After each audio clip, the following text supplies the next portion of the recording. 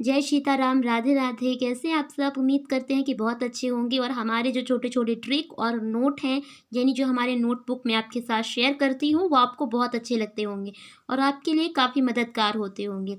आज का जो हमारा नया टॉपिक है वो ये है कि टाइटल ऑफ अकाउंटेंट्स। वैसे ये सब मैं छोड़ती हूँ, मुख्य चीज़ मैं आपको बताती हूँ जो ये है कि AS यानी कि जिसे अकाउंटिंग स्टैंडर्ड यानी जिसे लेखांकन मानक कहा जाता है, वो उनके शीर्षक और ये कब अनिवार्य हुआ उनके बारे में आपको बताऊंगी। पहले स्टार्ट करते हैं कि AS1 यानी कि अकाउंटिंग स्टैंडर्ड फर्स्ट ही है जो, तो वो लेखांकन नीतियों का प्रगटीकरण। ये क्या है कि ये 1/4/1993 को अनिवार्य कर दिया गया। कौन?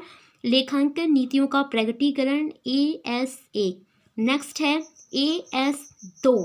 इसे संशोधित किया गया है फर्स्ट के साथ स्कंध अथवा इन्वेंट्री मूल्यांकन। आप लोगों ने सुना होगा, स्कंध यानी स्टॉक वगैरह से रिलेटेड होता है।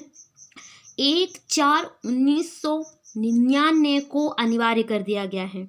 नेक्स्ट है AS3 रोकड़ प्रवाह विवरण। रोकड़ प्रवाह यानी कि कैश फ्लो। एक चीज़ मैं आपको बता दूं कि AS3 से रिलेटेड कुछ क्वेश्चंस होते हैं जो JRF या फिर UGC नेट के एग्जाम्स में पूछे जाते हैं। उसका काम है फेलियर बनाना, हमारा काम है टॉपर बनना।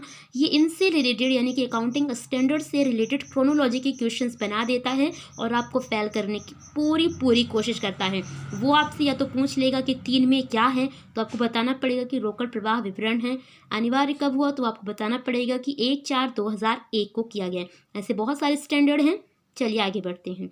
AS4 आकस्मिक स्थिति विवरण, तिथि के पश्चात घटित घटनाएं, 1/4/1995।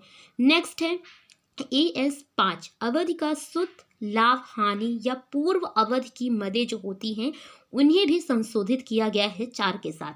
ये 1/4/1999 को अनिवार्य कर दिया गया है। नेक्स्ट है डिप्रिशिएशन। इसके क्वेश्चंस बहुत सारे आए होंगे, आप लोगों ने बहुत सॉल्व भी किए होंगे, लेकिन इसके क्वेश्चंस नहीं पूछता है। इसके सिर्फ ये पूछता है कि 6 में इसका नाम क्या है, तो आपको लिहाज लेखांकन बताना पड़ेगा। अनिवार्य कब किया गया, तो आपको 1/4/1995 बताना पड़ेगा। नेक्स्ट है 7 AS7। इसे भी संशोधित किया गया है 6 के साथ डिप्रिशिएशन के साथ। निर्माण ठेकों का लेखांकन 1/4/2003। नेक्स्ट हम आते हैं AS8 अनुसंधान विकास के लिए लेखांकन। ये वापस ले लिया गया है, इसे अनिवार्य नहीं किया गया। मतलब बनाया तो गया था AS8 को, लेकिन बनाया नहीं गया। एक चीज़ मैं आपको और बता देती हूँ कि जैसे आपको AS9 10 12 20 15 ऐसे दे देगा, उसमें आपको नाम दे देना पड़ेगा। आपको क्रोनोलॉजी के क्वेश्चंस मिला के सॉल्व करना पड़ेगा। या फिर ऐसे दे देगा कि AS9 10 11 12 दे देगा और ये आपकी अनिवार्यताएं दे देगा। आपको बताना पड़ेगा कि ये कौन सा वाला किस साल में अनिवार्य किया गया था। ओके। या फिर ऐसे भी दे सकता है कि ईयर दे देगा और नाम दे देगा, फिर आपको मिलाना पड़ेगा कि कौन किस year. Okay, please focus. Next है 10। समझते हैं आप लोग? एक चीज़ मैं आपको बता दूं कि आप क्या समझते हैं क्या नहीं, उससे JRF वालों को कोई फर्क नहीं पड़ता। उन्हें इंग्लिश हिंदी दोनों आनी चाहिए अगर JRF टॉप करना है तो, और अगर JRF टॉप नहीं करना है तो फिर कोई ज़रूरत नहीं है, आप हिंदी में ही रहिए या इंग्लिश में ही रहिए। एक चीज़ मैं आपको बता देती हूँ और मोस्ट इम्पॉर्टेंट ये है कि अगर हिंदी में है, अगर आप पेपर हिंदी में देने जा रहे हैं तो शुद्ध हिंदी पर फोकस ज़रूर करिएगा। ओके। और अगर इंग्लिश में है तो शुद्ध इंग्लिश पर फोकस करिएगा। नेक्स्ट है 10 स्थायी संपत्ति के लिए लेखांकन 1/4/1993। मैं मेरा एक्सपीरियंस आपको दे रही हूँ ताकि आप आसानी से टॉपर बन सकें। नेक्स्ट है AS11 विदेशी विनिमय दरों में परिवर्तन के प्रभाव हेतु लेखांकन। ये 1/4/1995। ओके। AS12 शासकीय अनुदान के लिए लेखांकन 1/4/1994। नेक्स्ट है AS13। ये भी है बहुत बड़ा इंपॉर्टेंट। ऐसा ये सभी टॉपिक बहुत इंपॉर्टेंट है और इससे डेफिनेटली, मतलब मैं क्या ही कहूँ कि मतलब बहुत ही as a most important question, इससे डेफिनेटली क्वेश्चंस पूछे ही जाते हैं। क्रोनोलॉजी अगर नहीं बनाएगा तो ऐसे इजली ही दे देगा कि AS13 में क्या आता है, बहुत सारे नाम दे देगा।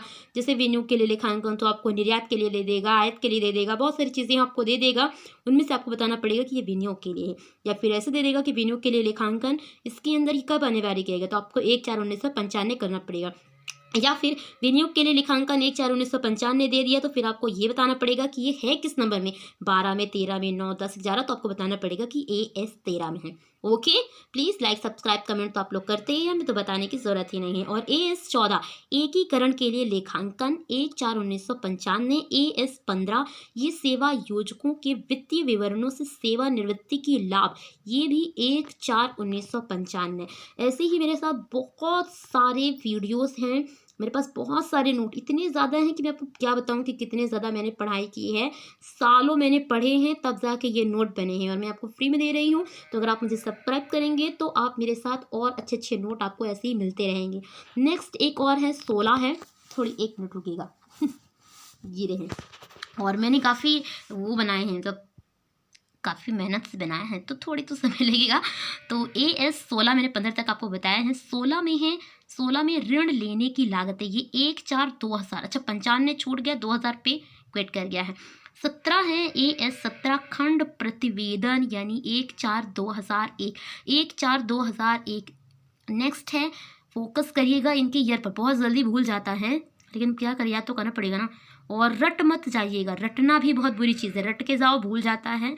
अगर आप माइंड में फिट करके जाएंगे, उसे बार बार रिपीट करेंगे, रिवीजन करके जाएंगे तो डेफिनेटली ये क्वेश्चंस आप सॉल्व कर कर ही आएंगे और पूरे नंबर बनकर, अरे पूरे नंबर बना करके आएंगे, आप टॉपर ही बन जाएंगे।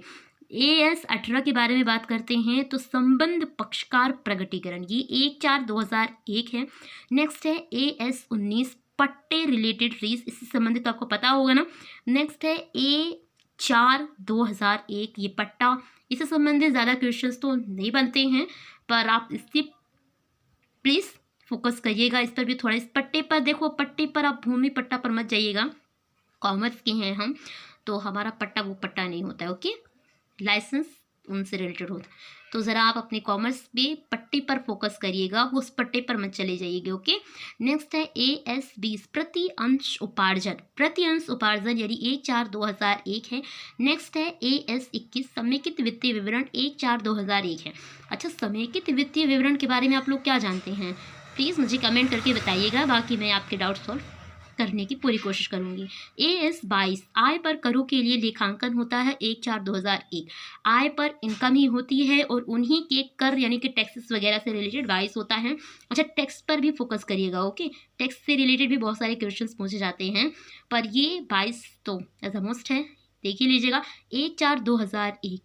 नेक्स्ट है AS 23 सहयोगी संस्थाओं में विनियोग के लिए लेखांकन, ये समेकित वित्तीय विवरण होते हैं। एक चीज़ और मैं आपको बता देती हूँ कि 1/4/2002 को अनिवार्य कर दिया गया था एज अ मोस्ट इम्पॉर्टेंट, जो सहयोगी संस्थाएं होती हैं उन सब के लिए। AS 24 बंद हो रही क्रिया, ऐसे बहुत सारी चीज़ें हैं जो बंद करनी पड़ती हैं या बंद हो रही हैं या बंद करना पड़ रहा है, तो इन्हें भी वापस ले लिया गया, बनाया गया कि AS 24 बना देते हैं।